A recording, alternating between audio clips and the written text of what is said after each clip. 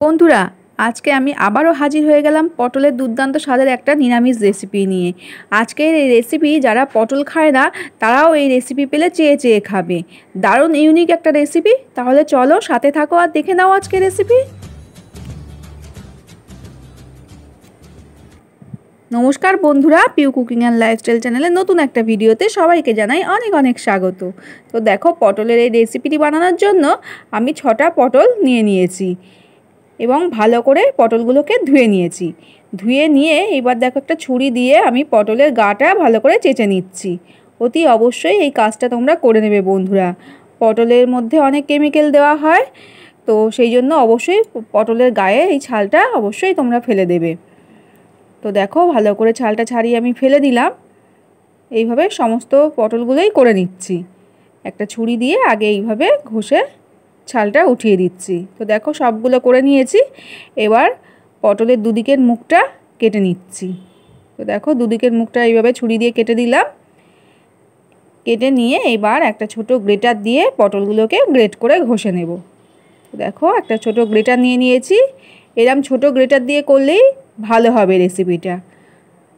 আর যদি পাকা পটল হয় তাহলে অবশ্যই দানাটা তোমরা ফেলে দেবে। একদম কচি পটল নেওয়ার চেষ্টা করবে বন্ধুরা, তাহলে রেসিপিটা ভীষণই ভালো হবে। আর বড় পাকা দানা থাকলে ফেলে দেবে। তো দেখো, সমস্ত পটল আমি গ্রেট করে ঘষে নিলাম। আর এদিকে দেখো, একটা আলু আমি গ্রেটার দিয়ে ঘষে নিয়েছিলাম, নিয়ে জলে ভিজিয়ে রেখেছি। এবার এখানে জল থেকে ভালো করে ছেঁকে ছেঁকে আলুটাকে তুলে নিচ্ছি। তো এইভাবে দেখো, জল ছেঁকে ছেঁকে আলুটাকে তুলে নিতে হবে। আলুটাও এরকমভাবে আমি ছোটো গ্রেটার দিয়ে ঘষে নিয়েছিলাম। এই দেখো, এবার একটা বাটির মধ্যে তুলে নিচ্ছি। আর পটলটা যখন তুলছি দেখো, ভালো করে এরকম চিপে চিপে নিতে হবে। পটলের মধ্যে যে জলটা সেটা ফেলে দিতে হবে। তো দেখো, এইবার আমি পটল আর আলু নিয়েছি একটা বাটির মধ্যে। আর এইদিকে দেখো, নিয়েছি আমি কাজু আর কিশমিশ। একটু ভালো করে ছোটো ছোটো টুকরো টুকরো করে নিয়েছি কাজু আর কিশমিশটা। এবার দেখো, একটা কড়াই বসিয়ে দিয়েছি। কড়াইয়ের মধ্যে সাদা তেল দিয়ে দিয়েছি। দিয়ে এবার কাজু আর কিশমিশটা একটু তেলের মধ্যে ভেজে নেব। তো দেখো, কাজু কিশমিশটা দিয়ে দিলাম। দিয়ে এবার একটু তেলের সাথে কাজু কিশমিশটা ভেজে নিলাম। ভেজে নিয়ে উঠিয়ে নিচ্ছি। এবার ওই তেলের মধ্যেই দেখো দিয়ে দেবো কালো জিরে ফোড়ন। আর দিয়ে দিলাম অল্প একটু হলুদ। আর এখানে তোমরা অবশ্যই একটু হিং ব্যবহার করতে পারো, তাহলে রেসিপির স্বাদটা কিন্তু দারুণ আসবে। আমি আর এখানে হিং দিলাম না, কিন্তু তোমরা চাইলে হিং দিয়ে দিতে পারো। আর এখানে দেখো, এবার যে আলু আর পটলটা গ্রেট করে ঘষে রেখেছিলাম সেই আলু আর পটলটা দিয়ে দিলাম। দিয়ে নিয়ে এবার এর মধ্যে একটু পরিমাণ মতো নুন দিয়ে দিতে হবে। তো আমি এখানে পরিমাণ মতো নুনটা অ্যাড করে দিলাম। নুনটা দেওয়ার পর দেখো, এখানে একটু জিরের গুঁড়ো দিয়ে দিলাম। এটা ভাজা জিরের গুঁড়ো আমি এখানে দিয়ে দিলাম। 1 চামচ মতো ভাজা জিরের গুঁড়ো দিয়ে দিলাম। দিয়ে এবার ভালো করে আলু আর পটলটাকে একটু নাড়াচাড়া করে নেব। এতে করে সুন্দর একটা পুর তৈরি হয়ে যাবে, পুরের মতন। এতে করে কি হবে, এইভাবে করে নিলে পটলের যে কাঁচা গন্ধ সেটা চলে যাবে। আর দেখো, এখানে দিয়েও দিলাম 1 চামচ লঙ্কার গুঁড়ো। লাল লঙ্কার গুঁড়ো, যেটা ঝাল লঙ্কা, সেটাই 1 চামচ দিয়ে দিলাম। একটু ঝাল ঝাল হবে, ভালো লাগবে। তো দেখো, পটল আর আলুটা নাড়তে নাড়তে কত সুন্দর একটা পুরের মতো হয়ে গেল। এইবার আমি যে ভেজে রাখলাম কাজু আর কিশমিশ সেটা এর মধ্যে মিশিয়ে দিলাম। ব্যাস, এইবার পুরটা নামিয়ে নেব। পটল আর আলুর এটা এবার একটা বাটির মধ্যে নিয়ে নিচ্ছি। এবার একটু ঠান্ডা করে নেব। এবার এর মধ্যে দেখো, যখন পটল আর আলুটা ঠান্ডা হয়ে যাবে, হাত দিতে পারবো, ঠিক সেই সময় আমি এখানে দিয়ে দিচ্ছি বেসন। তো 2 চামচ, বড় 2 চামচ বেসন দিয়ে দিলাম। 2 চামচ বেসন দিলেই হবে। এবার তোমাদের পরিমাণ বুঝে বেসনটা দিয়ে দেবে, তবে বেসনটা খুব বেশি দেওয়ার দরকার নেই, একটু ব্লাইন্ডিংয়ের জন্য বেসনটা আমি দিলাম। তো বেসন দিয়ে ভালো করে দেখো আমি পটল আর আলুর মধ্যে মেখে নিলাম। এবার মেখে নিয়ে এবার এটা গোল গোল করে শেপ দিয়ে নেব। কোপ্তা যেমনভাবে শেপ দেয়, ঠিক কোপ্তার মতো করে গোল গোল করে শেপ দিয়ে নেব। এইভাবে আলু আর পটলটা একটু পুরটা বানিয়ে নিলে তেলের ওপর, এই কোপ্তাগুলো ভীষণই ভালো লাগে। পটলের কাঁচা গন্ধটা আর পাওয়া যায় না। এইভাবে রান্না করে নিয়ে কোপ্তাগুলো বানাবে, দেখবে দারুণ খেতে লাগে। তো দেখো, আমি এইভাবে এবার গোল গোল করে কোপ্তাগুলোকে তেলের মধ্যে ভেজে নিচ্ছি। সাদা তেল বসিয়ে দিয়েছি আগে থেকে, তেলটা গরমও হয়ে গেছে। এবারে কোপ্তাগুলোকে ভেজে নিচ্ছি। আজকের আমার রেসিপি যদি তোমাদের ভালো লাগে বন্ধুরা, অবশ্যই একটা লাইক করে দেখো, আর ভিডিও ভালো লাগলে সবার সাথে শেয়ার করে দিও। আর আমার চ্যানেলে যদি আজকে নতুন বন্ধু এসে থাকো, আমার রেসিপি দেখছো, যদি ভালো লাগে তাহলে অবশ্যই আমার চ্যানেলটিকে সাবস্ক্রাইব করতে ভুলো না। পাশে থাকা বেল আইকনটা অবশ্যই দাবিয়ে দিও, আর একটা লাইক অবশ্যই করে দিও, আর সবার সাথে শেয়ার করো রেসিপিটা। তো দেখো আমি এবার উল্টে পাল্টে বড়াগুলোকে লাল লাল করে ভেজে নেব।